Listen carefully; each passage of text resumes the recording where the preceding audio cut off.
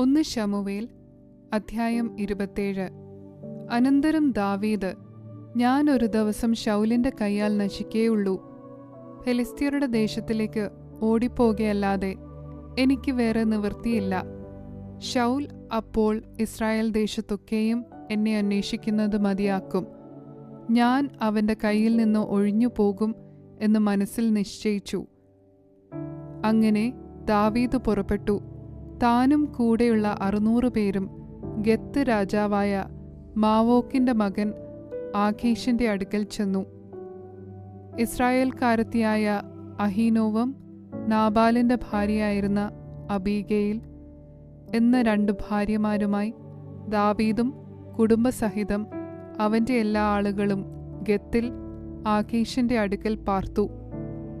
ദാവീദ് ഗത്തിലേക്ക് ഓടിപ്പോയി എന്ന് ശൗലിന് അറിവ് കിട്ടി. അവൻ പിന്നെ അവനെ അന്വേഷിച്ചതുമില്ല. ദാവീദ് ആഖീഷിനോട്, നിനക്ക് എന്നോട് കൃപയുണ്ടെങ്കിൽ നാട്ടുപുറത്ത് ഒരു ഊരിൽ എനിക്കൊരു സ്ഥലം കൽപ്പിച്ചു തരുവിക്കണം. അവിടെ ഞാൻ പാർത്തുകൊള്ളാം. രാജനഗരത്തിൽ നിന്റെ അടുക്കൽ അടിയൻ പാർക്കുന്നത് എന്തിന് എന്ന് പറഞ്ഞു. ആഖീഷ് അന്ന് തന്നെ അവന് സിക്ലാഗ് കൽപ്പിച്ചു കൊടുത്തു. അതുകൊണ്ട് സിക്ലാഗ് ഇന്നുവരെയും യഹൂദ രാജാക്കന്മാർക്കുള്ളതായിരിക്കുന്നു.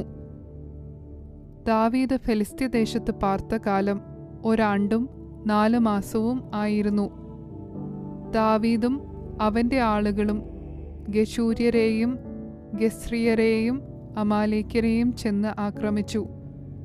ഇവർ ഷൂർ വരെയും മിസ്രയീം ദേശം വരെയുമുള്ള നാട്ടിലെ പൂർവ്വനിവാസികളായിരുന്നു. എന്നാൽ ദാവീദ് ആ ദേശത്തെ ആക്രമിച്ചു. പുരുഷന്മാരെയും സ്ത്രീകളെയും ജീവനോടെ വെച്ചേച്ചില്ല. ആടുമാടുകൾ, കഴുതകൾ, ഒട്ടകങ്ങൾ, വസ്ത്രങ്ങൾ എന്നിവയൊക്കെയും അപഹരിച്ചുകൊണ്ട് അവൻ ആഖീഷിന്റെ അടുക്കൽ മടങ്ങി വന്നു. നിങ്ങൾ ഇന്ന് എവിടെയായിരുന്നു പോയി ആക്രമിച്ചത് എന്ന് ആഖീഷ് ചോദിച്ചതിന്, യഹൂദയ്ക്ക് തെക്കും യെരഹേമല്യർക്ക് തെക്കും കേന്യർക്ക് തെക്കും എന്ന് ദാവീദ് പറഞ്ഞു. ദാവീദ് ഇങ്ങനെയൊക്കെയും ചെയ്തു. അവൻ ഫെലിസ്ത്യരുടെ ദേശത്ത് പാർത്ത കാലമൊക്കെയും അവന്റെ പതിവ് ഇതായിരുന്നു എന്നവർ നമ്മെക്കുറിച്ച് പറയരുത് എന്ന് വെച്ച് ഗത്തിൽ വിവരമറിയിപ്പാൻ തക്കവണ്ണം ദാവീദ് പുരുഷനെ ആകട്ടെ സ്ത്രീയെ ആകട്ടെ ജീവനോടെ വെച്ചേച്ചില്ല. ദാവീദ് സ്വജനമായ ഇസ്രായേലിന് തന്നെത്താൻ നാറ്റിച്ചതുകൊണ്ട് അവൻ എന്നും എന്റെ ദാസനായിരിക്കുമെന്ന് പറഞ്ഞ് ആഖീഷ് അവനിൽ വിശ്വാസം വെച്ചു.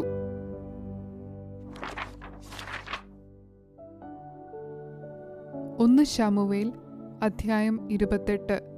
ആ കാലത്ത് ഫെലിസ്ത്യർ ഇസ്രായേലിനോട് പടവെട്ടേണ്ടതിന് തങ്ങളുടെ സേനകളെ ഒന്നിച്ചുകൂട്ടി.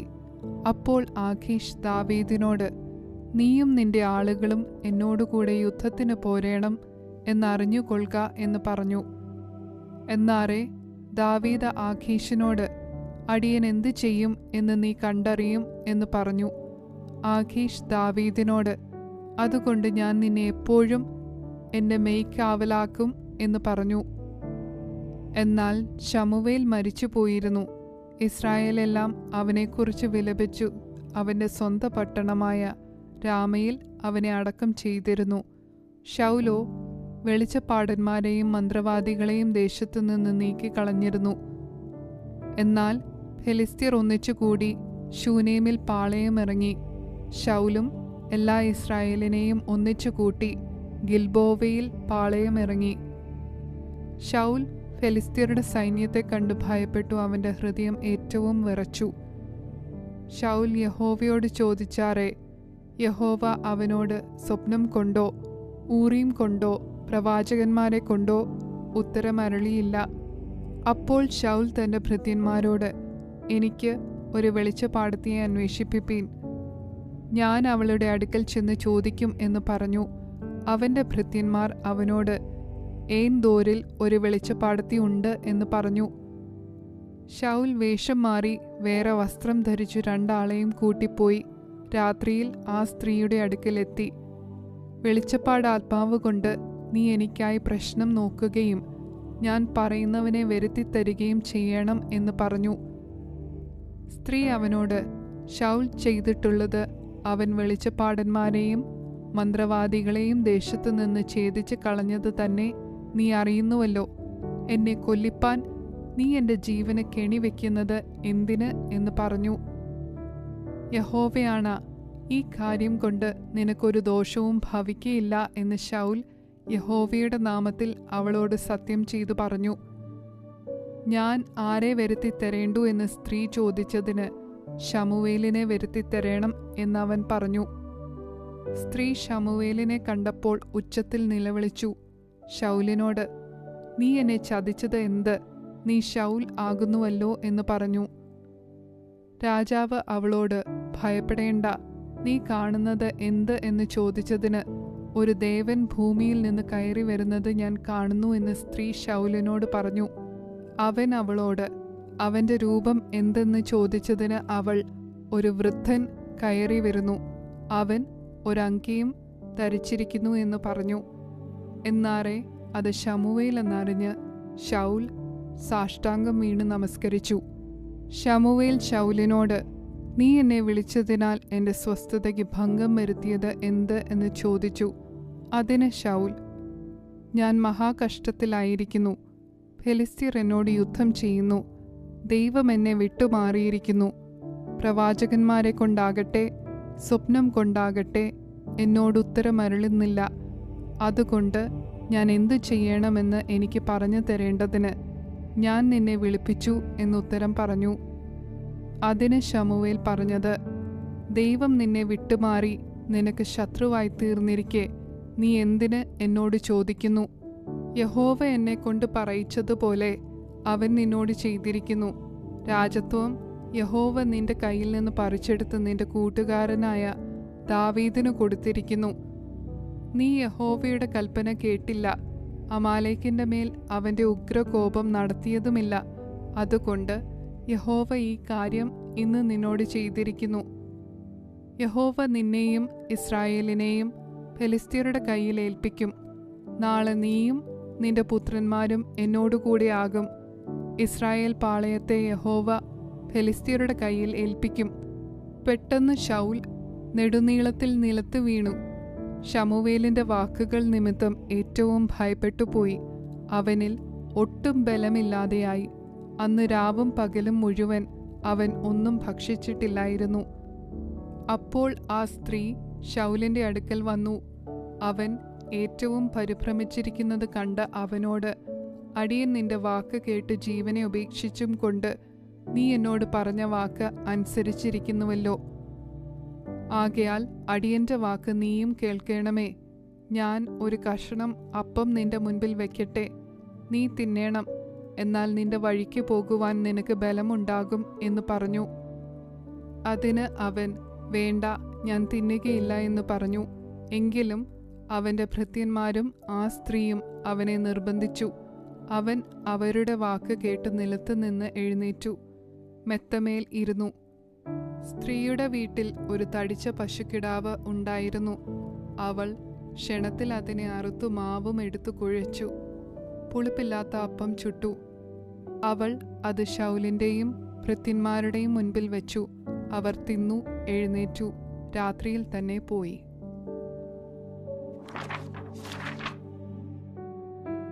ഒന്ന് ശമൂവേൽ അധ്യായം 29. എന്നാൽ ഫെലിസ്ത്യർ തങ്ങളുടെ സേനകളെയെല്ലാം അഫേക്കിൽ ഒന്നിച്ചുകൂട്ടി. ഇസ്രായേല്യരും ഇസ്രായേലിൽ ഉള്ള ഉറവിനരികെ പാളയം ഇറങ്ങി. അപ്പോൾ ഫെലിസ്ത്യ പ്രഭുക്കന്മാർ 100 1000 1000 കടന്നു. എന്നാൽ ദാവീദും അവന്റെ ആളുകളും പിൻപടയിൽ ആഖീഷിനോടുകൂടെ കടന്നു. ഫെലിസ്ത്യ പ്രഭുക്കന്മാർ, ഈ എബ്രായർ എന്തിന് എന്ന് ചോദിച്ചപ്പോൾ ആഖീഷ് ഫെലിസ്ത്യ പ്രഭുക്കന്മാരോട്, ഇവൻ ഇസ്രായേൽ രാജാവായ ശൗലിന്റെ ഭൃത്യനായിരുന്ന ദാവീദല്ലയോ? ഇത്ര നാളായി, ഇത്ര സംവത്സരമായി അവൻ എന്നോടുകൂടെ പാർക്കുന്നു. അവൻ എന്നെ ആശ്രയിച്ചതു മുതൽ ഇന്ന് വരെ ഞാൻ അവനിൽ ഒരു കുറവും കണ്ടിട്ടില്ല എന്ന് പറഞ്ഞു. എന്നാൽ ഫെലിസ്ത്യ പ്രഭുക്കന്മാർ അവനോട് കോപിച്ചു.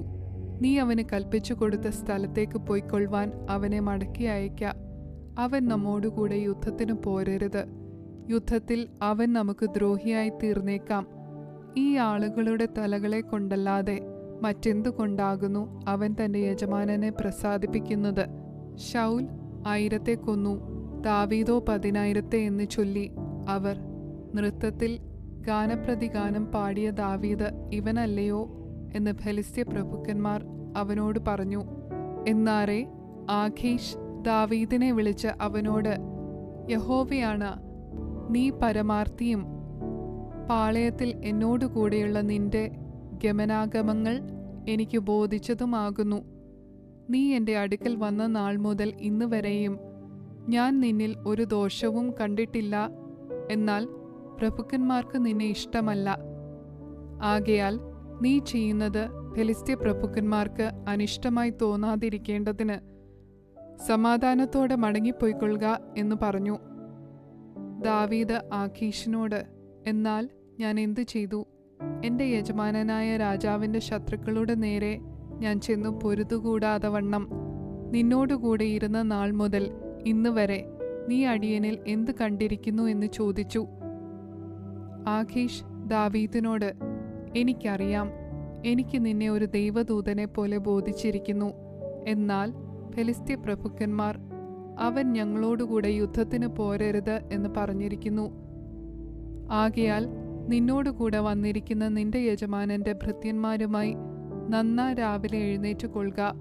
അതികാലത്ത് എഴുന്നേറ്റ് വെളിച്ചം ആയ ഉടനെ പൊയ്ക്കൊള്ളുവീൻ എന്നുത്തരം പറഞ്ഞു. ഇങ്ങനെ ദാവീദും അവന്റെ ആളുകളും ഫെലിസ്ത്യ ദേശത്തേക്ക് മടങ്ങിപ്പോകുവാൻ രാവിലെ എഴുന്നേറ്റു. ഫെലിസ്ത്യരോ ഇസ്രായേലിലേക്ക് പോയി.